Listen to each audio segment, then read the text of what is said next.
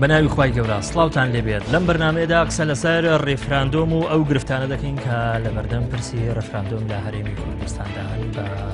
میواندارەتی هەریەک لە بەڕێزان شاخەوان خالید کارژێڕی مەکتەبی سیاسی یەکێتی نەتەوەیی دیموکراتی کوردستان و هەروەها کاک شۆڕ ژەمین چالاکوانی مەدەنی و هەروەها کاک شەماڵ نامی خوێندکاری ماستەر لە یاسا تایبەتەکان خۆبەت بەخێراتنی هەموو میوانە بەڕێزەکانم دەکەم کاک شەماڵبا لە بەڕێستەوە دەست پێ بکەم دەگوترێ لە کاتێکدا کە بەڕێز مەسعود بارزانی و حیزبەکەی لە هەوڵێکی نیشتیمانیانەی گەورەدان بۆ ئەوەی ئەم هەرێمی کوردستانە بگێن سربەخۆی لە ڕێگەی ئەنجامدانی ڕێفراندۆم لە هەرێمی کوردستان کەچی لەولاوە دوو هێزی گەورەی ئەم هەرێمی کوردستانە لە ڕێگای پێکەنانی لیستێکی هاوبەش لە بەغدا گەڕاونەتەوە بۆ بەغدا و جارێش تر پەیمانیان نوێ کردوتەوە بۆ دوژمنانی کورد لە بەغدا هەڵبەت لەسەر قسەی هەندێک لەو بەڕێزانەی کە ئەم جۆرە قسانە دەکەن بۆی کە ئەمان بەشێک نابن لەو هەوڵەی ئەم پیاوە شۆڕژێڕا کە کاک مەسعود بارزانیە کە دەیەوێت دەوڵەتێک بۆ منوتەوە بۆ هاوڵاتیانی ئەم هەرێمی کوردستانە دروست بکە لەسەر ئەمە حەقی ئەوە نییە کە ئەم شەقام و ئەم گەلە مەزنەکە ناوی گەلی کوردە سزای ئەم دوو هێزە بدە.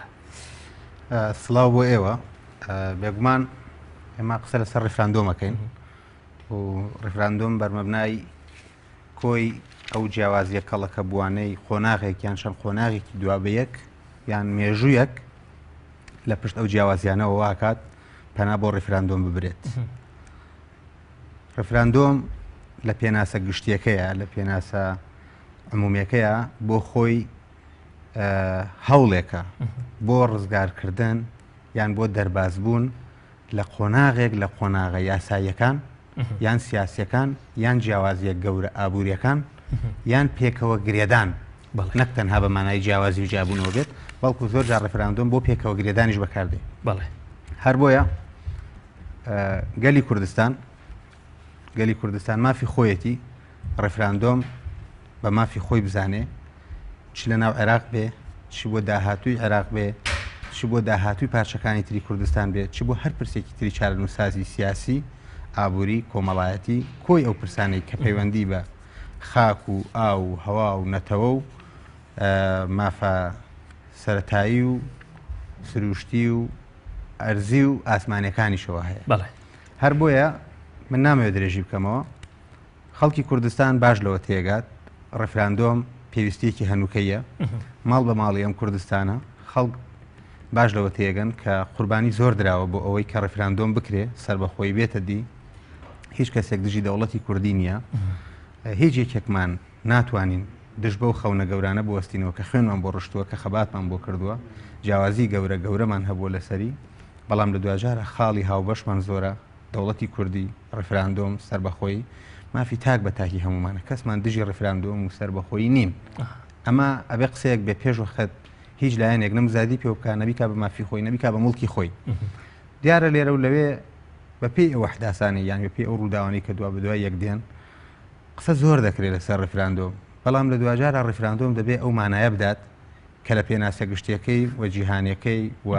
باوەڕ پێکراوەکەی و قبولکراوەکەی لە ڕووی یاسای کاری نێودەوڵەتی لە ڕووی یاسای ڕێپێدراوی نێودەوڵەتی لە ڕووی سیاسەتی نێودەوڵەتی لە ڕووی تەموحی خەڵک لە ڕووی باوەڕی خەڵک ئەم ڕێفراندۆمە دەبێ قسەی لێ بکرێت نەدەبێ بەخواستی پارتی بێ نەدەبێ بەخواستی یەکێتی بێ دەبێ بەخواستی گۆڕان بێ نەدەبێت بۆ لایەنێک بێ نەدەبێ بۆ شخصێک بێ نە بۆ پاراستن نە بۆ لە ناوبردنی لایەنێک بێ ئەبێ ڕێفراندۆم داماڵرێ لەم جۆرە مزایدەکاری و لەم جۆرە ساختەکاری و لەم جۆرە بانگەشەکاریە پێ وایە تا ئێرەش ینی ڕێفراندۆم هەر لەو قاو و لەو قاڵ بەدا ینی مامەڵە ئەوەی کە بەلای منەوە زۆر سەیرە هێز هەیە لەم کوردستانە بە درێژایی ژیانی خۆی قوربانی بۆ سربەخۆیەدا بۆ ڕێفراندۆم ئەدا و نەشگەشتۆتە پەرلەمان و نەشگەشتۆتە حکوومەت و پێگەیەکی ئەو توی دیاریکراوی و مەوقعێکی سیاسی نییە لە ڕووی پێگەی حکومڕانی کوردیەوە و قوربانی زۆریشی داوە بۆ ڕێفراندۆم بەقەدرەوانە باسی ناکە کە بەڕاستی ڕێفراندۆم تەنها بۆ بانگەشە بەکارێن ڕێفراندۆم تەنها بۆ دەربازبوون لە خۆناغێک و قۆڕخکاری و احتیکار و سەپاندن و سەڕینەوەی هێزێکی تر و لایەنێکی تر و چەند لایەنێکی تر بەکارێن ئێمە ئەبێت بەرچاومان ڕوون بێت ڕێفراندۆم ئەسوسیاتی خۆی هەیە ڕێفراندۆم قانونە ڕێفراندۆم پرەنسیپە ڕێفراندۆم دەبێت بە بەرچاوڕوونیەوەی مەقسەی لەسەر بکەین ڕێفراندۆم ئەوە نییە کە ئێمە ئەگەر ڕۆژگارێک لە شاخ قسێکمان کرد بێ ڕۆژگارێک ئەگەر لە حەماسەتی کوردبوونی خۆمان قسەیەکمان کرد بێ ئەمڕۆ دەقاودەق بین لەسەر هێزێک لەسەر خەڵکێک لەسەر لایەنێک تەطبیق بکەین کە خودی خۆی مەحرومە لە ڕفراندۆم کە خودی خۆی داوای ڕفراندۆمەکە ینی زۆر سەختە ئێستم بە تۆ بڵێم تۆ بێژەری ئەم بەرنامەیەنی لە کاتێکە تۆ بێژەری ئەم بەرنامەی نەتۆ نکوڵێکەکەی ئەو بینەرژنە ئەو خەڵکەش کە شاید ئەیانن لەبەرەوە ئەم خەڵکە هەمووی تینووی ئازادیە هەمووی تینووی سەربەخۆی هەمووی تینووی ڕفراندۆمە ڕفراندۆم بە مڵکی خۆی زانێ هیچ لایەنێک بۆی نییە ئەم مافەی لێ بزێنێتەوە دوام ئێمە بمانێ و نەمانەوێت تا ئێستا بە پێی چوارچێوە دەستوری و یاسایەکە لە چوارچەوەی دەستوری عێراق ئاژینێمە ئێمە نابێ بەڕاستی ئێمە ئەم جۆرە بۆچوون و تێکستە حەماسی و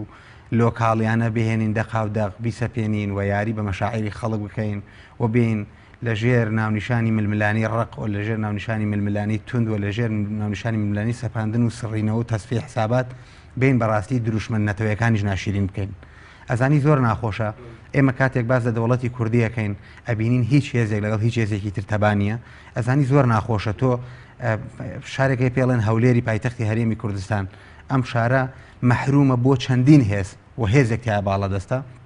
ئەزانی زۆر سەختە تۆ باز لە دەوڵەتی کوردی و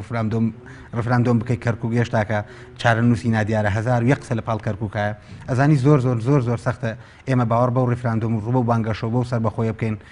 مەسەرەن هەر لەم یەک دو ڕۆژە مەسەرەن کۆمەڵێک هەواڵی حزبەکەی ئێوە کۆمەڵی ئیسلامی دەستگیر کراون بەداخەوە کە ئەمە زۆر جێی نیگەرانیە ئەزانی ئێمە چەندین کەیسمان هەیە لە دادگا تا ئێستا کورد بەدەستی کورد دەکوژرێ کام کووردە دەکوژرێ ئەو کووردە دەکوژرێ کە داوای ئازادی دەکات داوای مافی خەڵک دەکات پارێزەر دەکوژرێ هاوڵاتی سادە لەسەر فولایی دەکوژرێ ینی لاەنەکانی تریش بێت تاوان و بێتۆمەت نەکەین بەڕاستی ئێمە هاتوین لێرا بێ بەوجدانەوە لە مانگی ڕەمەزانین لە کاتی قەدراین کوردین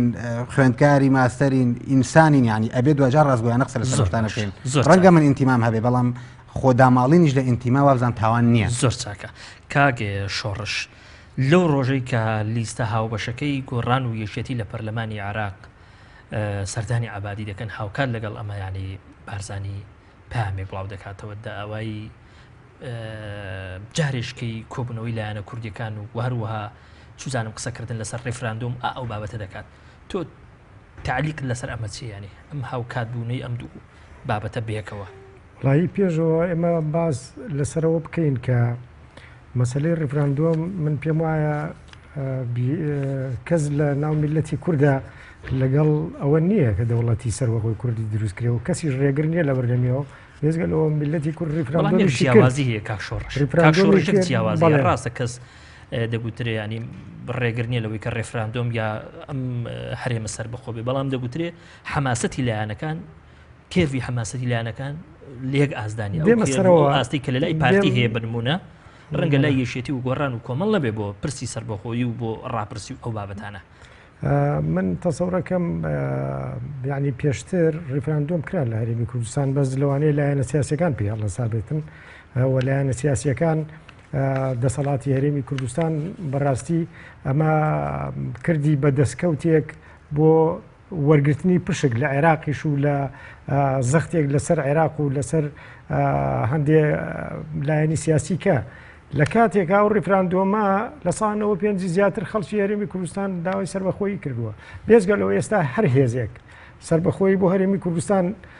ئیعلان بکات بێ ڕێفراندۆم هیچ کوردێکەیە لەگەڵی نەبێ بەڵام لە کاتێکا بێت بەڕاستی ئێستا لە دوای شەڕی ناوخۆ خراپترین دۆخ لە هەرێمی کوردستان ئاگوزەرێ و ئێستا دوو ئیدارەیە بەهۆ نابێت جێگری سەرۆک وەزیرانی سلێمانی لەوێ و کۆمەڵی وەزیر لەوێ ئێستا دوو ئیدارەیە بۆ دوو ئیدارەیە منتیقیتیانە من ئەگەر سەرۆکی هەرێم سەرۆکی هەرێمی هەر هەمومان بێت منتیقیتیانە خەڵک لە هەولێر بنێرێتەوە بۆ سلێمانی بڵێ بڕۆ بۆ سلێمانی یعنی سلێمانی سەر بە هەرێمی کوردستان نییە سەرۆکی هەرێمی کوردستان بەرپرسیان نییە لە سلێمانیش ئەی چۆن خەڵگە نێرێ خۆمە دەوڵەتێکی کە نییە لە هەولێر لەو دیو سەیتەرەکەەوە بکرێ بەم دیوە بە سەرۆکی پەرلەمان و هەندێک ڕێکخراوی و کۆمەلگەی مەدەنی و خەڵکانێک کە ڕێگەیان پێ نادرێت بچنە پایتەختەکە ئەو پایتەختەی کە من دەنگی بۆ ئەم ببێ پایتەختی ئەو وڵاتی کە منەمەوێت ئێستا وەڵامی پرسیارەکەی تۆ ئەوەیە ڕێزانە دەچن بۆ بەغدا جارێکی دیکە بارزانی پرسی ڕێفراندۆم گەرم دەکاتەوە ئەمە یانی چی بەڵێ من پێم وایە ئێستا دوو ئیداری هەیە لەبەرەوەی دوو ئیداری هەیە و ئەو دوو ئیداریە ئێستا بە قسە هەبوو تا ئێستا بە فعلی بەرەو دوو ئیداریە ڕۆین و ئێستا دوو هێزە سیاسی کە لە ناوچەی سلێمانی باڵا دەستن من پێم وایە ئەگەریکە لە بەردەمیانایە ئەگەر بێت و بەڕاستی بە جورئەتەوە ئەم لایەنە سیاسیانە لەگەڵ پارتی دیموکراتی کوردستانە نەگەنە نەتیجەیەک بۆ ئەوەی ماڵی کوردیەک بخەنەوە من پێم وایە بەرپرسی یەکەم لەم قەزیانە سەرۆکی هەرێمی کوردستانە چونکە بەڕاستی مبادرەکە لای سەرۆکی هەرێمی کوردستانە بۆ ئەوەی ئەو مبادرە بکات کە ماڵی کوردیەک بخرێتەوە بەڕێزە مبادرەی کردووە لە پەیامەکەیدا داوای کۆبوونەوەی لایەنەکان و من کۆبوونەوە ناڵێم کۆبوونەوە جایە و ئێستا هەمومان وەزع و بار و دۆخی هەرێمی کوردستان چاگەزانین بەڕاستی یعنی شتێکی شاراوە نییە ئێمە باز لە توێژاڵی سەرەوە بکەین ئێمە زانین بار و دۆخەکە بە چه ئاراستەیەەکە جگەلەوە من کە باسی سربەخۆیی کوردستانم بۆکەن من هەستەکەم ئەگەر کوردستان سربەخۆ بێ ئێمە دەست کۆمەڵی مافیا من نامەوێت کوردستانێک سربەخۆ بێ بەس هاوڵاتیانی کوردستان مەحروم بن لێ تا ئێستا هاوڵاتی هەرێمی کوردستان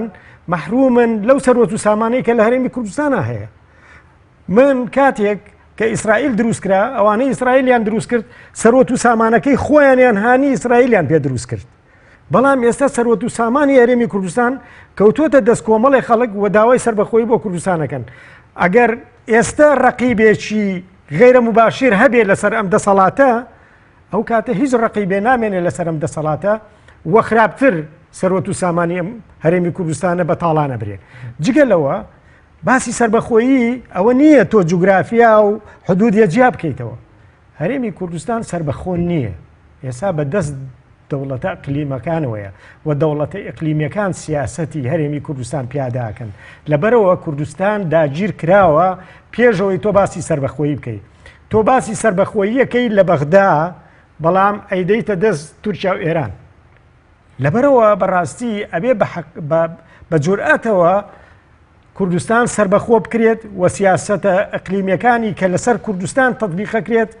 ئەمانە دەستیان ببڕێ ئەو کاتە ئەتوانی تۆ سربەخۆی زۆر باشە ئێستا ئێمە نەوتی هەرێمی کوردستانە نێرین بۆ دەوڵەتێک کە کورد دەکوژێ ئەی ئەو کوردەی لە باکووری کوردستان لە ڕۆژاوای کوردستان لە ژێر هەژمونی حکومەتی تورکیایە خراپترین بارودۆخ بەسەرەبەن وەکو ئێمە کورد نین ئەوانە لەوێەوە هاتوون لە کەرکووک و لە زۆر شوێنیکە دیفاع لە هەرێمی کوردستانەکەن ولا شنگال دەیان شنگالیان پاراست و نەیان هێش داعش یەک هەنگاو بچێتە پێشەوە لەوێەوە و ئەوان بوونە بەربەست لە بەردەمیا ئایا ئێمە حەقمان نییە بڵێن کاکە ئەم نەوتەی ئەنێڕێ بۆ تورکیا ئەبێتە ئەدرێتەوە بە چەک ئەدرێ بەسەر کورد خۆیان باشە ئێمە کە باسی سربەخۆیی هەرێمی کوردستانەکەین بەڕاستی ئەم شتانە بێ بە واضحی و بە ئاشکرا و هەرێمی کوردستان لە ژێر دەسەڵاتی مافیا ڕزگار کرێ و سەروەت و سامانی هەرێمی کوردستان بە شەفافانە بخرێتە بەردەستی خەڵکی هەرێمی کوردستان بۆ ئەوەی ڕیفراندۆم و سربەخۆیی چکە ئێستا ڕیفراندۆم و سربەخۆیی شتێکی زۆر سانەویە لای خەڵکی هەرێمی کوردستان بژێوی لە پێش سربەخۆیی و لە پێش ڕیفراندۆمەوە بڕۆ لە هەموو هاوڵاتیانی هەرێمی کوردستان بپرسە زۆر چاکە کاگ شاخەوان ئەگەر پرسی ڕیفراندۆم و پرسی سربەخۆیی بوو بێ بە شتێکی لاوەشی شتێکی سانەوی لەم هەرێمی کوردستانە لای هاوڵاتیان لای یان لانی کەم لای بەشێکی زۆری ئەم هاوڵاتیانی کوردستانە چێ لەمە بەرپرسانی چێ وهای کردو کە بایەخ و بەهای ئەم پرسانی نەتەوەیی و گرنگە بەم شێوەیە دابەزە یان بەڕێز هەل لە بنەڕەتدا لەگەڵ ئەم بۆ چوونە نی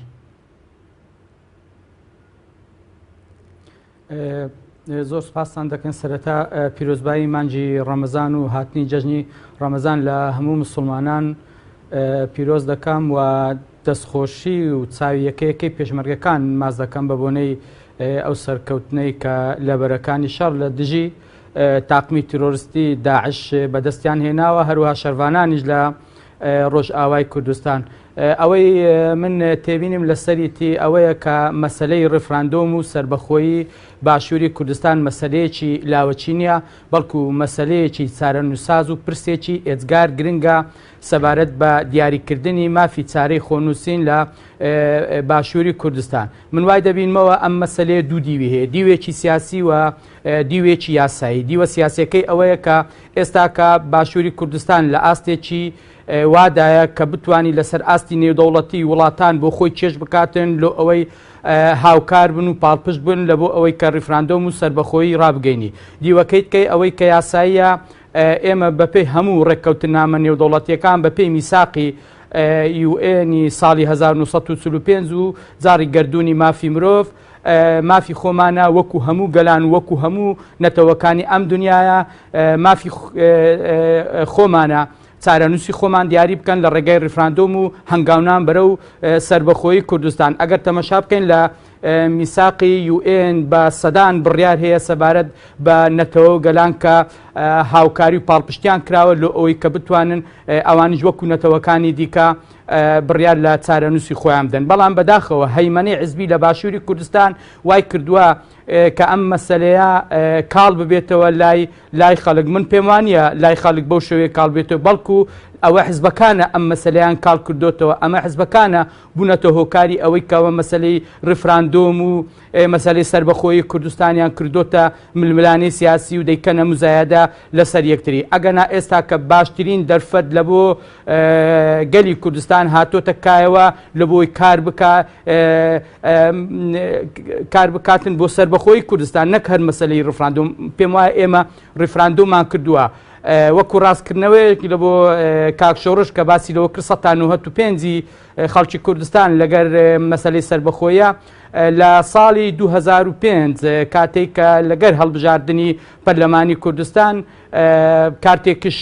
بەسەر دەنگدەراندا دابش کرا بەوەی کە ئایا ئەتوو لەگەر ئەوەی دای لەگەر عێراق بمینەوە یان سربەخۆبی 1970 خەڵکی کوردستان لەگەر ئەوە دابوو کە ئێمە لە عێراق جیاب بینەوە بەرە و سربەخۆی هەینە. باشە بۆچی خەڵک هەر هەمووی لەگەر سربەخۆیە ئیتر حزبەکان بەهۆی ئەو ناکۆچی و ململانەی کە لە نێوانیاندا هەیە کە لەسەر دەسەڵاتە، کە لەسەر بەرژەوەندیە، کە لەسەر پارەیە، کە لەسەر نەفتە، کە لەسەر کورسیا لێ ناگەڕێن ئەو بڕیارە ڕاست و دروستەی کە خەڵک داوێتی کە لە 1970 ئێمە کار بۆ ڕیفراندۆم و سربەخۆیی کوردستان نەگەم. جارێک کە دەرێمەوە بەداخەوە حزبەکان ڕێگرن، حزبەکان بربەستن، حزبەکان بوونەتە هۆکاری ئەوەی ئێمە بەرەو دواوە بگەڕێنەوە، ئێمە ببینە دار و دەستەی وڵاتانی ئیقلیمی، ئێمە بڕیاری خۆمان بەدەستی خۆمان نەبێتن، ئێمە هەنگاوێک بەرەو پێشەوە دەچین، دوو هەنگاو بەرەو دواوە دەگەڕێنەوە. بۆیە من داوا لە سەرکردایەتی سیاسی هەموو حزبولایەنەکان دەکەم ئەم کۆبنەوەی ئەگەر کاک مەسعود داوای کردووە، ئەگەر سەرکردەیەکی کە داوای دەکات، ئەگەر حزبێکی کە داوای دەکاتن، ئێمە کار بکەین لە بۆ ئاشتەوایی نیشتیمانی و کۆدەنگێکی نیشتیمانی لەسەر مەسلەی ڕاپرسی و سربەخۆیی کوردستان بەدەست بهێنین، مەسەلە ناکۆچیە ناوخۆیەکان وەلاوە بنێن، هەوڵی ئەوە بدەین ئەو دەرفەتەی کە هاتووتە پێشمان. ئێمە من باسی دوو دەرفەت کە دەکەم، ساڵی 1991 و ساڵی 2000. ئەو دوو دەرفەتە زۆر مێژووی بوو بۆ گەلی کوردستان لە باشووری کوردستان بۆ ئەوی سربەخۆی خۆی ڕابگەینی. دیسان هەر حزبەکان لەو کاتانە لەم دوو دەرفەتە بوونە هۆکار کە ئێمە هەنگاو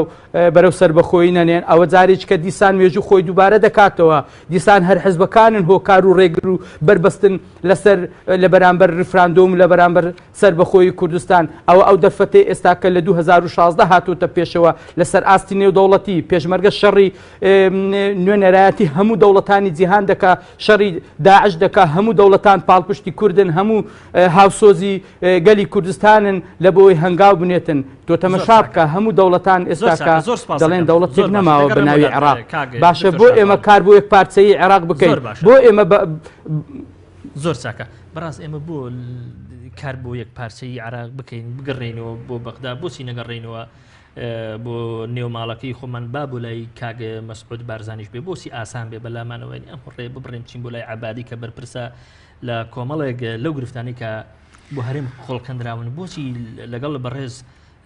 کاگە مەسعود بارزانی ئەم پیاوە نازدارە کۆ نەبینەوە تاوەکو هەمومان بگەین بە سیغەیەک لە پێناوی دەوڵەتی کوردی. زانی کاک شۆڕژەمە کە قسە لەسەر دەوڵەتی کوردیەکەین نامانەوێت کەس بخینە بەرەیەکە و ئێمە بچینە بەرەیەکە و یاخوا نەخواست ئێمە خەڵک جیاب بکەینەوە خەڵکیش ڕێگە بە خۆی بدا ئێمە جیاب بکاتەوە. ئەبێ ئێمە قسە بەو جۆرە لەسەر دەوڵەتی کوردی بکەین کە ئێمە دەوڵەتمان دەوێت بەڵام دەوڵەتێکی عیبدارمان ناوێت. ئێمە ڕێفراندۆممان دەوێت ڕێفراندۆمێکی عیبدارمان ناوێت، ڕێفراندۆمێکی تاگلایەنەمان ناوێت، ڕێفراندۆمێکی خۆسەپێنەمان ناوێت، ڕێفراندۆمێکی تەزویر ئاسامان ناوێت، ڕێفراندۆمێکمان ناوێت بۆ بەرژەوەندی حزبێک لایەنێک بۆ قۆناغێک بۆ تێپەڕاندنی دەرفەتێکی زێڕین بۆ کەسێک بۆ شخصێک بۆ کورسیەک بۆ مەهامێکی تایبەتی. کاکە ڕێفراندۆم مەهامەکەی گەورەترە. ئێمە ڕێفراندۆم ئەگەر بکرێت آخر يعني آخر خوايا كاكا يعني إما نهاتوين بو أوي براسي يكتر تشير كين بلام خول الدجارة أبيتو راستي قبلي كاكا أجر أم راستي كإما معناه دولتي خلق به دولتي خلق يعني شيء يعني أم دولتها بدستوري هبه نيتي تأستا أم دولتها بمؤسساتي به نية أم دولتها بإدارة حكم رانك يرون به نية أم دولتها أبي شفاف به نية أم دولتها أبي داهاتي هبي جرخاني هبي آبوري هبي سيستمي هبي هيك نية كاكا أم دولتها بلادر كومل أزموني ترهي لكومل شوێنانی تر 2000 بەم قۆناغەدا تێپەڕیون و ئێستا دەبین دەوڵەت یان هەیە بنمونە باشووری سوودان تەیموری خۆرهەڵات جا کاک شۆڕش یعنی من بە وجدان لە تۆ پرسم خۆ تۆ پیاوێکی خوێندەواری یعنی ئەوە دەوڵەتە لە باشووری سوودان هەیە هەر لە دوای یەک ساڵ لە جیابوونەوەیان هەر خۆیان ناو خۆیانە تێکبەر بوون لەبەرەوەی ئەساسیان نەبوو لەم دروستکردنا لەبەرەوەی ڕووکەش بوو ئەم دەوڵەتە لەبەر ئەوەی لایەنێکی خۆسەپێن زاڵ بوو لەسەر ئەم دەوڵەتە لەبەر ئەوەی بەرژەوەندی و هەلێکی نێودەوڵەتی بۆ دەوڵەتێک لە دەوڵەتە زلهێزەکان هات بۆ پێش ئەو دەوڵەتە ڕابگەێنێت و پاڵپشتی بکات بۆ تێپەڕاندنی هەندێک خەتی تیجاری و بازرگانی سیاسی تایبەتی کە دەرەنجامەکەیمان بینی لە خەتی سودانەوە لە خەتی میسرەوە لە خەتی بەشی باشووری ئەفریقاوە چۆن ئەو فەوزایە کە داخڵی شەرقی ئەوسەد بوو ئەو ڕاپەڕین و فەوزایی بەهاری عەرەبی و نازانم چی ئەوانی لێکەوتەوە کە تا ئێستا دەوڵەتێکی عەرەبی بەوانی کە درزی تێکەوتووە بەوانی کە بەحسابی خۆیان نەجاتیان بۆ نەجاتیان نەبوو ئەگلێنەوە ئەزانی ئێمە ئەمانەوێت دوور نەکەوینەوە لە باسەکە حەقی خۆمانە بزانین ئەم دەوڵەتەی کە هەر بەڕێزێک هەر کەسێک هەر لایەنێک بانگەشی بووەکە هەر کەسێکیش کە نایکە ئەبێ قسەکانمان ڕوون بێ ینی من ئێستا ئەگەر نهاتمە بۆم بەرنامەی تۆ ئیتر نابواە بەڕاستی نەتۆ تۆمەتبار بکەم نەخۆشم بدزمەوە باە پێت بڵم نایم کە هاتووشم ئەبێ قسەی خۆم بکەم قسەی من ئەمەیە ئێمە دەوڵەتمان دەوێ بەڵێ دەمانەوێ هەمومان کۆکین دەوڵەت خەونە خۆشە بەڵێ ڕاستە مافە بەڵێ چەسپیوە بەڵێ میساق جارنامەی جیهانی مافەکانی ئومەمی متحیدە سەراسەری دنیا تاکید لە مافە ئەکەنەوە باوەڕێن بە مافە هەیە بڵێ بەڵام تۆ چیت کردو بۆ ئەم دەوڵەتە تۆ چی ئامادەکاری تۆ گەیشتویتە کام نقطەیە لەوەی کە تۆ سازبی بۆ دەوڵەت ئەمە بە پرسیار بی لە کاک شۆڕش بەڕاست ئێمە لە ئێستادا ئامادەین بۆ ڕاپرسیە بۆ دەوڵەتی سەربەخۆ کاک شۆڕش من تەسەوڕەکەم ملەتی کورد هەموو کات ئامادەیە بەس کێشەکە لەوەیە من قەناعەتم بەوەیە کە ناوماڵی کورد تێک چووە لە باشووری کوردستان لەبەرەوە تا ناوماڵی کورد ڕێک نەخرێتەوە لێرە و ئەو گرفتانەی کە لە ناو لایەنە سیاسیەکانە تەسەوڕ ناکەم ئێستا ڕێفراندۆمێکی یا ئیعلانی سەربەخۆییە بکرێ بێ ئەوەی هەموو هێزە سیاسیەکان کۆک بن ئێستا هێزە سیاسیەکان یعنی نزیکن لەو کاتێک کە لە شەڕی ناوخۆیە گرفتیان هەبوو لەگەڵ یەکتری ئەمەنە دوورن لە یەکتری یعنی بەوە نابێت تۆ وەزیرێکت لە حکوومەتە یا شتێک وەرە تۆ سەیری بارودۆخی هەرێمی کوردستان بکە سیرەکەی سلێمانی ئێستا هەرێمێکی جیاوازە لە چاو هەولێر و منتەقەکانی کەیە و بە وازحی و بە ئاشکراش دیارە ئەمە لەبەرەوە ئەگەر واقعی بین سیرەکەی تاوەکو ئەم گرفتانەی بینی هێزە سیاسیەکان و ناوماڵی کورد لە باشووری کوردستان ڕێک نەخرێتەوە ناتوانێت بڕیار لەسەر هیچ شتێک بێت چونکە هیچ لایەنێکی سیاسی بەردەم پرسێکی زۆر گەورەداین کە چارەنووسی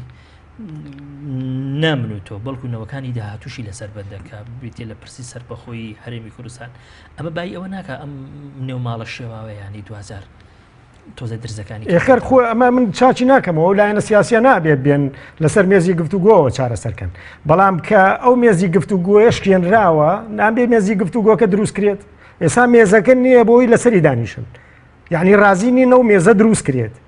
لەبەرەوەی ڕفزی یەکتریەکەن تا ئاستیەوە چونکە ئێستا ئەگەر لایەنێکی سیاسی شۆڕش بە تایبەتی ئەم دەوڵەت ئەگەر دروست بکرێت بەر لەوەی دەوڵەتی من و تۆ بێ وەکو کاش ماڵگوتی 2000 ڕەنگە دەوڵەتی حیزبەکان بێ بەڕاستی ئەگەر بەم شێوەی ئێستا ینی حکمی هەرێمی کوردستان من پێم وایە ئەبێت بەڕاستی و خاستەنەوە ئەو هێزانەی لە دەسەڵاتی سیاسیە بوون لە دوای ڕاپەڕینەوە ئێمە باش یعنی وازح بین لە دوای ڕاپەڕینەوە دەوڵەتی کوردی هەیە لێرە چێ لە جوندێکی عێراقی بینیەوە بێت بۆێرە چێ مەسئولێکی عێراقی بینیوە لێرە هیچ بکات دەوڵەتی سەربەخۆی خۆمان هەبووە نەمانتوانیوە ئەم دەوڵەتە سەربەخۆی خۆمان بەڕێک و پێچی بەرینە پێشەوە یەک هەنگاو بەرەو دیموکراسیەت هەنگاومان نەناوە لە ڕووی ئابوووریەوە شانازیمانە کرد کە هەرێمی کوردستان لە وەسەد و جنوبی عێراق زیاتر بژاوەتەوە ئێستا هاتوونەتە بە 100 مەتر هاتوونەتە دواوە لە چاوەوانە لە ڕووی دیموکراتیەوە بە 100 مەتر لە چاوەوان هاتوونەتە دواوە پەرلەمانی ئەوان داگیر کرا خوێن لە لوتی کەس نەهات بەس لە بەردەی سەرا خەڵک بە هێمنانە بە ئاشتیانە تەزاوڕەی کرد چەندان خەڵک شەهید کرا چەندان گەنجی ئەم شارە شەهید کرا باشە ئەمە ئەوان دیموکراتی ترن یا ئێمە باشە ئەگەر ئەو خەڵکە بچێتە ناو پەرلەمانی کوردستانەوە بێت چەند کەس پوژێ لە هەرێمی کوردستان من بە ئێوەڵێم یعنی مەبەستمەوە یعنی با ئێمە بەراوردکەین خۆ ئێمە ڕقمان لەو هێزە سیاسیانەی خۆمان نییە هەمووی تێکۆشەر بوون و لە شاخ بوون و بەڵام ڕقمان لە تەسەڕوف و لە میکانیزمی ئیشکردنیانە کە لە دوای ڕاپەڕینەوە گرتویانەتە بەر کە ئەم میکانیزمە من پێم وایە هەرێمی کوردستان بە دیموکراسیەت ئەتوانێت سەربەخۆی بچەسپێنێ بە زەبری هێز و سەرکردە و ئەم شتانە نام چکە خۆ کوردستان نامێنە هەتایە بۆ ئەم سەرکردانە کوردستان هی ئەو جیلانی داهاتووە و ئێمە بۆ جیلی داهاتوو ئێمە نەوتمان لە ژێر زەویشان نەهێشت یامان بە دەوڵەتانی دەور و پشت زۆر چاکە دکتۆر شاخەوان دەگوترێت بەشێکی ئەوەی کە لە ئێستادا بەشێکی گەورەی شەقامی کوردی ڕەنگە حماسەتی وەکو جاران نەبێ هەرچەند پێرەچێ بەڕێزت کۆک نەبی لەگەڵ ئەم قسەیەم حماسەتی نەبێ بۆ پرسی ڕێفراندۆم تەنانەت بۆ سەربەخۆیی لە ترسی ئەوەیە کە ئەم نەتیجەی ڕێفراندۆمای یا ئەم سەربەخۆیە و ئەگەرەکانی سەربەخۆیی دوازار بۆ حزبێک و بۆ کەسێک دەبێت ڕست لەو بارەوە دەڵێسی بەڵێ پێم وانییە مەسلەی ڕفراندۆم دەستکەوتی هیچ حزبێک بێتن نەهی پارتیە نەهی یەکێتیە نەهی گۆڕانە نەهی شعیە نەهی یەکگرتووە نەهی کۆمەڵە نەهی یەکێتی نەتەوەی دیموکراتی کوردستانە هیچ حزبێک نییە بەڵکو ڕفراندۆم مافێکی ڕەوای گەلی کوردستانە بڕیار لە چارەنووسی خۆی بدا ئەگەر بێت و ئێمە ئەو ململانێنە سیاسیانە زەق بکەینەوە ڕنگدانەوەی هەبێتن لەسەر ڕفراندۆم ئەوە ئێمە جارێکی دیکە دەرفەتێکی ئێجگار گەورەمان لە قیز دەچێ وەکو باسی ئەوم کرد ئێمە لە 1991 لە ڕاپەڕین دەرفەتمان هەبوو لە 2023 دیسان دەرفەتێکمان بۆ دروست بووە ئەمجارەش دیسان ئەوە لە 2016 دەرفەتێکی دیکەمان هەبێ من بۆ مێژوو دەیڵێم ئەمجارە دەرفەتەمان لە قیز بچێتن جارێکی وهاکە بە ئاسانی ئێمە ناتانین کار بۆ ڕفراندۆم و سەربەخۆی دەکەم بۆیە من داوا دەکەم داوا لە ڕۆشنبیران دەکەم داوا لە سیاسیەکان دەکەم داوا لە هەموو خەڵکی کوردستان دەکەم ئەم مەسەلەیە بە حزبی نەکەن مەسەلەی ڕفراندۆم مەسەلەیەکی نیشتیمانی یاساییە مافی خۆمانە وەکو هەموو نەتەوە گەلان ممارەسەی بکەن ئێمەش هەنگاو بەرەو سەربەخۆیی کوردستان بنین ئێمە تۆ تەمەشا بکە ئێستا کە لە باشووری کوردستان ململانێ حزبەکان هێندە قۆڵ بۆتەوە بوو گەیشتۆتە ڕادەی ئەوەی کە تۆمەت بێک دەبەخشنەوە و کۆمەڵک شت بۆ یەکتری دروست دەکەن تەنانەت مەسەلەی ڕفراندۆمیش دەخەنە پاڵ حزبەکان و دەیکەنە دەستکەوت بۆ حیزەکان بۆیە من جارێکی کە ئەوە دووپات دەکەمەوە ئێمە هەولی ئەوە بدەین ئاشتەوایی خۆمان هەموو سەرجەم هێز و لایەنە سیاسیەکان لە کۆبوونەوەیەکی گەورە و فراوانی سەرجەم حزب و لایەنە سیاسیەکان ئێمە هەموو ناکۆچیەکان وەلاوە بنێن بەرجی حزبایەتی فڕێدەین بەداخەوە بەرژەوەندی تەشی حزبایەتی بۆتە هۆکار ئێمە هەموو ئەو کێشە و گرفت و قەیرانانەی کە ئێستا کە لە کوردستان هەیە بەهۆی ئەو ململانەیە حزبی بەهۆی ئەو بەرژەوەندی تەسکە حزبایەتیەوە دروست بووە بەرجی حزبایەتی فڕێدەین بێنە ناو کۆبوونەوە بە بەرگێکی نیشتیمانی کار بۆ دەنجی یەک دەنجی بکەین بەڵام من پرسیاریشتر لە بەڕێزت بکەم بەو نێو ماڵە شێواوەی کە لە ئێستادا هەمانە بەڕێزت پێت وایە ئێمە ینی بتوانین ڕێفراندۆم بکەین و هەنگاو بنین بەرەو سەربەخۆیی ئێمە دەتانین هەنگاو بەرەو سەربەخۆیی کوردستان بنین ئێمە دەتانین هەنگاو بەرەو ڕیفراندۆم بنین ئێمە دەتانین کاتێک دیاری بکەین کار بکەین لە بۆ ڕیفراندۆم بەڵام پێش ئەوە ئێمە دەبێت سەرجەم هێز و لایەنە سیاسیەکان بە بیرێکی نیشتمان پەروەری و نەتەوەیانە بیر بکەینەوە بەرژەوەندی باڵای نەتەوەیمان بەرژەوەندی خەڵکی کوردستان خوێنی شەهیدان ئەمفال و چیمیا بارانەی کە کراوین بەبیرمان بێتن هەموو کاتێک کادەچینە سەر مێزی گفتوگۆکان ناکۆچیەکان وەلاوە بنێن و کار بکەین لە بۆ کۆدەنجیەک و دەتانین زۆر جاران سیاسیەکان بازەوە دەکەن دەرێن هێشتا کە ماوە کاتی نییە هێشتا کە زۆر شتماوە ئێمە بیکەن پێم وانە کاتەکە بەڵکو زۆر درنگە بۆ ریفراندۆم و بەرپرسیارەتی مێژووی لەسەر شانمانە ئێمە ئەو دەرفەتە لە قیس خۆمان بدەین حزبەکان لە بەرامبەر مێژوو بەرپرسیار دەبن زۆر باش زۆر باش دەگەڕێمەوەلاتان لە داهاتوو محاسبەی ئەم حیزب و لایەن و سیاسی سەرکردانە دەکا کە ڕێگر بووینە لە بەردەم سربەخۆیی و ریفراندۆمی زۆر چاکە زۆر چاکە کاگێ شمەڵ هاوکات لەگەڵ سەردانەکەی ئەو وەفدە هاوبەشی کە گۆڕان و یەکێتی ینی بۆ لای عەبادی کردیان حملەیەشی ئیعلامی توندیش لەلایەن کۆمەڵی بەرپرس و وەروە کەوادری دیاری پارتی دیموکراتی کوردستان دەستی پێکرد بەڕای بەڕێزدا ئەمە پەیوەندی بە ڕنگدانەوەی ئەو سەردانەوە هەیە بەسەر پرسی ڕێفراندۆم لە هەرێمی کوردستان یان حملەیە کە پەیوەندی بە سروشتی پارتی دیموکراتی کوردستانەوە هەیە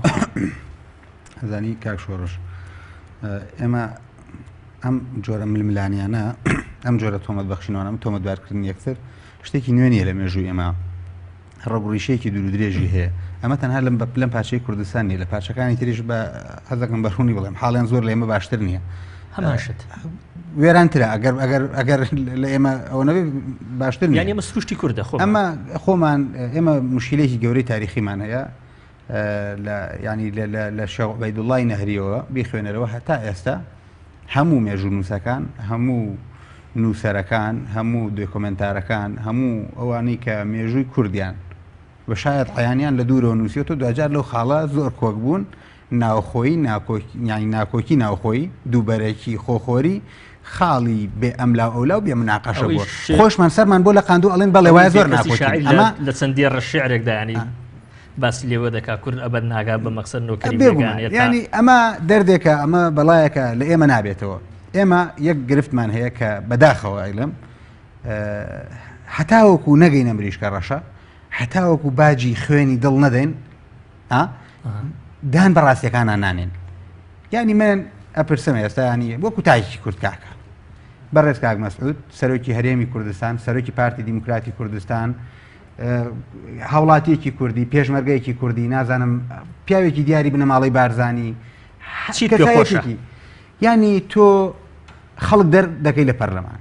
یان خەڵک دەردەکرێت تۆ بێدەنگەبی خەڵک ئاودی وەکرێت تۆ بێدەنگەبی خەڵکە کوژرێت تۆ بێدەنگەبی خەڵک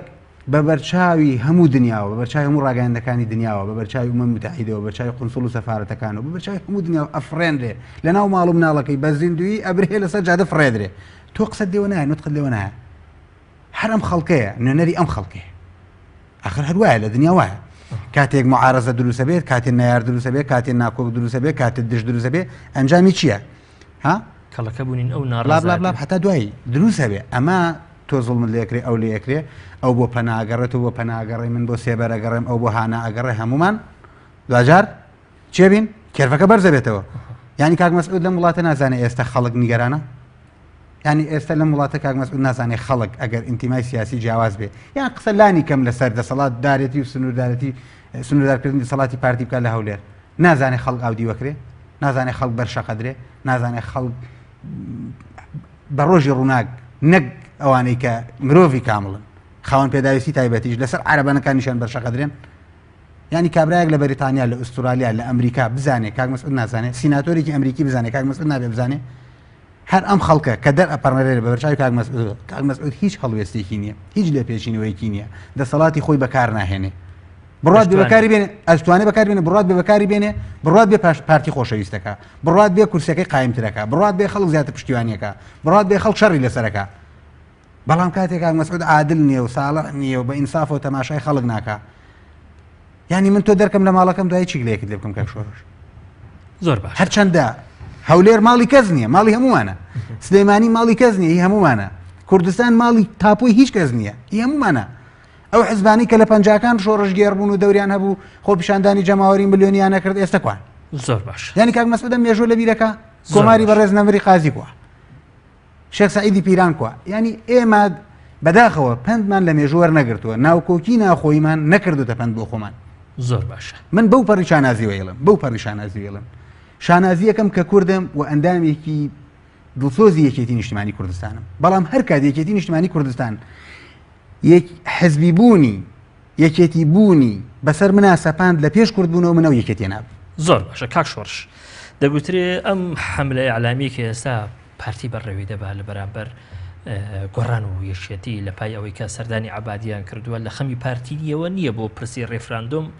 ئەوەندەی لە خەمی ئەوەیە کە ئەم دوو هێزەکە گۆڕان و یەشێتین لە دەرەوەی ئێرادەی پارتی هەستاون بە نانی هەنگاوێک ینی بەڕێز لەوبارەوە دەڵێیتی وڵای منیش تەسەورەکەم هەنگاوە نێنەوەن چکە بۆ ئەیتر هەنگاوەکەیان ڕاستە غەڵەتە ئەوە خۆیان بەرپرسیارن لێی بەڵام بەڕاستی بارودۆخێکی چەقبەستوو لە هەرێمی کوردستان هەیە ئەو بارودۆخە چەقبەستووە بەلایەنێکە ئاکەوێتەوە احتیمالە زەرەری میلەتی کوردی زۆر زۆرتیاوێت چکە کە ماڵی کورد یەک نەبوو بە تاکید دەستێوەردانە بێ و هەنگاونانە بێ بەرەو ئاراستەی کە و هەمووشی لە زەرری ئەو ڕیفراندۆم و سەربەخۆیەکە باسی لەکەی وەجگەلەوە ئێمە ئەگەر کێشەکەلەوە بێت وەفدێکی گۆڕان و یەکێتی سەردانی عەبادیان کردووە ئەی باشە ئێمە لە ماوەی پێشوو شەڕمان بوو لەسەرەوەی کە وەزیرە کوردەکان دەرنەکرێن لە کابینەکەی عەبادی وەزیرەکەی پارتی هۆشیار زێباری مەبەستم ینی بەگشتی بڵێن هەموو لایەنەکان شەڕیان بوو لەسەرەوەی کە وەزیرەکان بمێننەوەکو خۆیان وەنیە بەتاکید جگەلەوە سەرۆکۆماری عێراق کوردە ینی منطقی تایە تۆی باشە ئەگەر من کێشەم هەیە لەگەڵ عەبادیە و کۆتاییم پیانیوە لەگەڵ عەبادی ئەبێ هەموو وەزیرەکان و پەرلەمانتارەکان و سەرۆکۆماریش انسحاب پێ بکەم بێنمەوە بۆ کوردستان ئەوسا باشە من قەناعەتم هەیە ئێمە عەبادیمان کردووە بە دوژمن بەس دەوڵەتی ئیقلیمەکان کە دوژمنی زۆر سەختترن لە عەبادی بە میلەتی کوردۆ کردومان بە دۆست لە کاتێکەوە نیە بەڕاستی من پێم وایە زۆر کەڕەت ئەو سەرکردە عێراقیانە کە لە تەلەڤیزیۆنەکان مناقەشەیان کردووە لەسەر کێشە و گرفتەکانی هەرێمی کوردستان بە تایبەتی نەوت من وەکو خەڵکێک بێلایەن وەکو کوردێک کە سەیرم کردووە بەبێ ئەوەی هیچ مەحسوبیەت و شتێک هەستەکەم منطقی تر قسەکەن لەبانی هەرێمی کوردستان منطقی تر قسەکەن لەوەی کە سەروەت و سامانی هەرێمی کوردستان من خۆم نازانم کوردم لێرە چی بەسەریەت بە دەیان سەرکردەی سیاسی لە هەرێمی کوردستان بوون بە ینی سەروەت و سامانی زۆر گەورەیان کەڵەکە کردووە و لە هەچی سایتەکانە و لە هەچی شوێنە باز لە سەروەت و سامانێکی بێپایانی ئەم سەرکردە سیاسیانەکەن یەک ورتیان لێوە نایە لە کاکەوانیە ئەسڵەن یعنی ئەو سەروەت و سامانە هیچیە هی میلەتی کورد نییە هیم گەلە نییە من قەناعەتم نییە کەسێک دەستی بردبێ بۆ هەزار دیناریەکی پرتەقاڵی ئەم میلەتە بتوانێت ڕازگۆ بێ بەرامبەر میلەتەکەی خۆی قەناعەتم نییە ئەو ئیسرائیلیە کە ئیسرائیلی دروست کرد ڕازگۆ بوو کە سەروەت و سامانەکەی خۆی هاانی داینا بۆی ئیسرائیل دروستکە نەک سەروەت و سامانی ئیسرائیل بەرێت و تاڵانی کات ئێستا لە کوردستان بەڕاستی مافیا بووە بە وەکو سیستم ئیشەکات یعنی ئەمە نییە بڵێ مەسەلەی گەندەڵی هەیە مەسەلەی گەندەڵی بەڕاستی کراوە بە پەردەپۆشکردنی دزیەکی زۆر گەورە چکە گەندەڵی مۆزەفێک کە لە ئیشەکەی خۆی کەم تەرخەم بێ گەندەڵیە یا ڕێژەیە پارەیە لە شتێکە هین ببێ ئەمە پێڵەن گەندەڵی بەس تۆ هەموو سەروەت و سامانی میلەت بخەیتە ژیرفانی خۆتەوە و ئێسقانێ فڕێی بۆ میلەتەکە و میلەتەکە و ڕسوا بکەی لە بەردەمی عەرەبێک بێت باز لە عەرەبەکەن عەرەبێ بێت لە جنوبەوە تۆ تەمەنا بکەی خانوەکەی خۆتی بیتێ لە بەرەوەی مسۆگەرە کرێخانوەکەت هەیەتێ و کرێخانوێکی باش دەهاتێ ئاوا کوردیان ڕسوا کرد لە بەردەمی عەرەبا لە کاتێکە مزایەدەی کاکەن بەسەر خەڵکە زۆر باش میلەتی کوردیان ڕسوا کرد لە کاتێکا میلەتی کورد خەریب بوو بەرەو بژانەوە ڕۆژ خەریب بوو بە ئاراستەیەکی کە ئافارش کا ڕۆژ زۆر چاکە بە بچمەوە لای دکتۆر شاخەوان دکتۆر شاخەوان لە هەولێر بە دڵنیایی ئاگداری کە لەم ڕۆژانەدا کۆمەڵە کادری کۆمەڵی ئیسلامی و هەروەها دەگوترێت هی بزوتنەوەی گۆڕانیش ڕەفێنراون پێ دوایە ئەمە خزمەت بکە بە ڕێخستنەوەی نێوماڵی کورد وەک پێشمەرجێک بۆ ئەنجامدانی ڕێفراندۆم لە هەرێمی کوردستان. ئەم مەسلەی ڕفراندۆم و مەسلەی گرتنی کادر و ئەندامانی هەر حیزبولایەنێک پێما دوو مەسلەی جیاوازن. من لەگەڵ ئەوە داما هەر کەسێک تاوانبار بێتە نەک تاوانبار بەڵکو تۆمەتبار بێتن ینی تۆمەتێکی بخرێتە پاڵ دەبێت بە شێوە و ڕێکارە یاساییەکان مامەڵەی لەگەدا بکرێتن و بانگی دادگاکان بکرێتن و لێپرسینەوەی لەگەردا بکرێ و هەموو کەسێکیش بێتاوانە هەتاوەکو تاوانەکەی لەسەر ئیسپات دەبێتن. مەسلەی ڕفراندۆم هیچ پەیوەندێکی بەو مەسلەیەوە نییە بەڵکو ئەمە کارێکی دیکەیە بەڵکو مەسلەی گرتنی کادر و ئەندامانی حزب و لایەنە سیاسیەکان قوڵبوونەوەی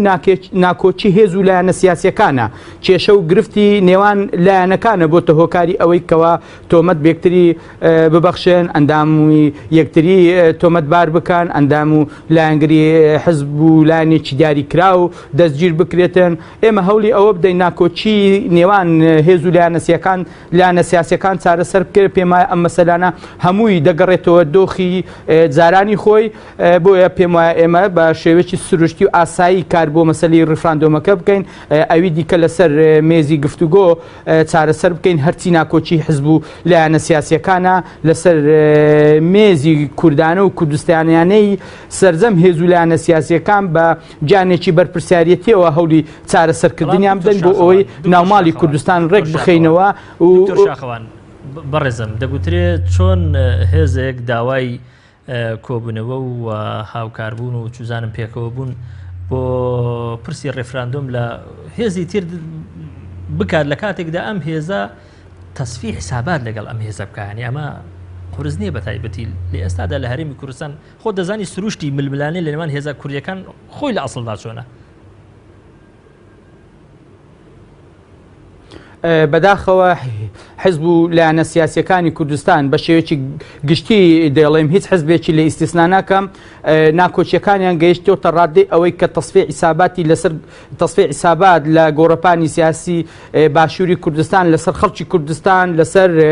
ئەندام و لایەنگرانیان بکەن. ئەوە خەڵکی کوردستانە باجی ناکۆچی نێوان حزب و لایەنە سیاسیەکان دەدا تووشی ئەم هەموو زەحمەتی و ناخۆشیە بووە دووچاری بێکارەبایی بووە دووچاری بێموچەیی بووە دووچاری ئەو هەموو قەیرانە دارایی و ناخۆشی و زەحمەتیانە دەبێتەوە. ئەوە هەموو ناکۆچی حزب و لایەنە سیاسیەکانە زلهێزەکانی کوردستانن خەڵکی کوردستانیان دووچاری ئەم مەینەتی و ئەم ناخۆشیە کردیە ئەو ئەم مەسەلەی گرتنی ئەندام و لایەنگرانی حزبەکانیش هەر بەشێکە لە تەسفی حساباتی نێوان لایەنەکان. دەست خۆش کاتم دکتۆر جان داوای لێبرن دەکەم زۆر کاک شەماڵ دەوترێت بەشێشی ئەم حملە ئیعلامی کە پارتی دەستی داوەتی لە بەرامبەری بزوتنەوەی گۆڕان و یەکێتی نیشتیمانی کوردستان یان بڵین ئەم سەردانەیان بۆ بەغدا پەیوەندی هەیە بە دزاکردنی هەندێک زانیاری دەگوترێت لەو کۆبوونەوانەدا ئەوانەی بەشدار بوون تیدا لەو دوو وەفدەی گۆڕان و هی یەکێتی پامیشان داوە بە عەبادی کە ئەوان بەشێکنین لە ئەنجێندای مەسعود بارزانی بۆ پرسی ڕەفراندۆم و سەر بەخۆی ئەمە ئەگەر وابێ حەقی ئەوە نییە کە داواکاری گشتی لە هەولێر ینی داوایەک بجوڵێنی لە دشی ئەم دوو هێزەوە بە تۆمەتی خیانەتی گەورە بە ناوی هەموو گەلەوە ینی داوای محاسبی ئەم دوو هێزە بکە. زانی شێ کاک شۆڕۆژ ئێمە ئەم جۆرە حاڵەتانە ئەبێن زۆر تەبیعی وەریگرین شکە تۆمەت ینی ئاساییە زانی بۆ ئاساییە لەبەرەوەی هەر خۆی خودی ینی سروشتی پارتی وایە لە دەرەوە خۆی کەس قبوڵ ناکە. ینی ئێستا تۆ بچی لەگەڵ خوێندکارێکی ڕەفیقی خۆت لە وڵاتێکی تر کۆ ببیتەوە بەس بزانێت تۆ لەگەڵ کۆبیتۆ تۆ بیان و پێگری کە ئەمە زۆر ڕووی داوە. یعنی ئەمە لە حاڵەتێکی زۆر تەبیعی و بەبێ پۆست و سیادە ئەوان لەبەرەوە ئێمە یەکەم جارمان نییە لەگەڵ بەغدا کۆبینەوە و بەردەوامی شەبین بە دوورتریش کۆبینەوە نازانی چۆنە پەیوەندی نێوان ئێمە و بەغدا پەیوەندیەک نییە بە بانگەشەیەکی ئەعلامی بە تۆمەتێکی ئەعلامی بە هەڵایەکی سیاسی و بە ئاوێکی گەرم بە ئاوێکی سارد چۆڕ بێتەوە تێک بچێت نا مێژووی ئێمە لەگەڵ بەغدا مێژوویکی هاوبەشە. ئێمە هەتا لەو چوارچێوە بین هەتاوەکو لەو سیاقە بین هەتا لەو سیاقە بین لەو دەستورە بین هەتاوەکو بەرژەوەندەکانمان پێکەوە بمێنێ دەبێ بەردەوام بین ئێمە دەبێت کاری خۆمان دوانەخین هەرێمی کوردستان لە قەیرانێکی قورسە میزانی تەنمی ئەقالیم نییە خزمەت گوزاری نییە ئاو کارەبا نەوت گاز ڕۆن بەنزین نازانم تا دوای خەڵک لە ژیانێکی زۆر سەختایە و مافی ئێمەش لە ڕووی ئابوووریەوە تا ئەو قۆناغی کە نەوتمان بەو تاڵان و بڕۆیە هەناردە نەکردبوو مافی ئابوووریە مەلای بەغدا بوو و باشیش بوو وە گرفتیشمان نەبوو بەتاکید و ئەگەر خۆپەرستی نەبێ شکە من پێم وانە هاوڕانی بقەت لەسەرەوەی جەنابی مامجەلال بکەین بە موڵکی حزبێک مامجەلال مڵکی میلەتێکە تا مامجەلال لە بەغدا بوو ئەم گرفتانە بەم جۆرە بەم ڕادەیە زەق نەبوون و بەڵکو خەڵک لە ئارامێکی باشژێ بەلانی کەم لە ڕووی ئابوووریەوە لە ڕووی بژێوە لە ڕووی مەعیشەتەوە خەڵک ینی ئەمین بوو ئەمین ینی خەڵک مرتاح بوو ئێمە کە ئەمەمان نەماوە ئەزانین کەڵەکەبوونی قەیرانەکان سەختیەکان زیاتر ببێ خەڵک زیاتر وێرانە بێ وێرانبوونی ژیانی خەڵک تێکچوونی شیرازی کۆمەڵایەتی خەڵک تێکچوونی ژیانی ئابووری خەڵک کاک مەسعود دەبێت چاوەڕێی کارەساتی گەورە بکە نێت بم ئەمانە ئەگەر قسەی کاک مەسعود بێ زۆر عیبە ئەگەر قسەی هەندێک نەخوێندەواری ناو پارتی بێ گردنیان نازان زۆر باشە زۆر چاکە کاگێشڕ تۆ لە بەرامبەری ئەم هاوچێشەیە دەڵێی چی لە کاتێکدا کاک مەسعود پەیامێک بڵاو دەکاتەوە جاریش کە داوا لە هێزە کوردیەکان دەکات کە هەمومان بابگەڕینەوە سەر مێزی گفتوگۆ و کۆ ببینەوە دانوستان بکەین دواتر دەستگامنەکانی لە هەولێر هەڵدەستن بەرفانی خەڵکانی تۆ لەسەر ئەمە دەڵێی چی تعلیق و قسەت چییە؟ من قەناعتم مبادرەی لای کاک مەسعودە ئێستا تۆپەکە لە ساحەی کاک مەسعودە و کاک مەسعود دەبێ بڕیار بات و خۆش ێزانەیە بێ لەگەڵ چێ دابنیشێ و تەسەوڕەکەم گرفتەکان بە دانیشتن چارەسەرەکرێ و بڕیار بن لەسەر ئەو شتانەی کە ناکۆکن و لە پێناوی دیموکراسیەتە و لە پێناوی بە ئاراستەکردنی بە موسەساتکردنی موسەساتی حکومی لە هەرێمی کوردستان بەو ئاراستەیە بەو ئاراستەیە ناکە من حیزبەکەی من یا حیزبەکەی ئەو سەرکەوێ و قسەکانی من سەرکەوێ بە یعنی گرفتەکە لەوا بێت کە ئەو شتانەی کە ئەبێتە ئەوەی هەرێمی کوردستان بەرەو ئارامیە بات ئێمە بەو ئاراستەیە بڕۆین و من قەناعەتمەیە کاک مەسعود دەتوانێت بڕیار بات لەسەرەوەی و جەریانە بڕیار با لەسەرەوەی کە هەرێمی کوردستان ماڵی کورد لێرەیەک بخرێتەوە و تاکیدم هیچ لایەنێکی سیاسی ئێستا هیچ مبادرەیەکی لە دەستانە ماوە بێزگە لە پارتی دیموکراتی کوردستان. زۆر چاکە زۆر سپاسی میوانە بە ڕێزەکەم دکتۆر شاخەوان خالید کارژێڕی مەکتەبی سیاسی یەکێتی نەتەوەی دیموکراتی کوردستانەکەم کە لە ستۆدیۆی شاری هەولێر لەگەڵم بوو زۆر سپاسەکەم زۆر بەڕێزم هەروەها زۆر بەڕێز کاک شەماڵ نامی خوێنکاری ماسەر لە یاسا تایبەتەکان زۆر سپاس تۆشەکەم هەروەها زۆر بەڕێز کاک شۆڕژەمین چالەکانی مەدەنی زۆر سپاسی تۆشەکەم سپاس بۆش بینەرانی بەڕێز دەستان خۆش.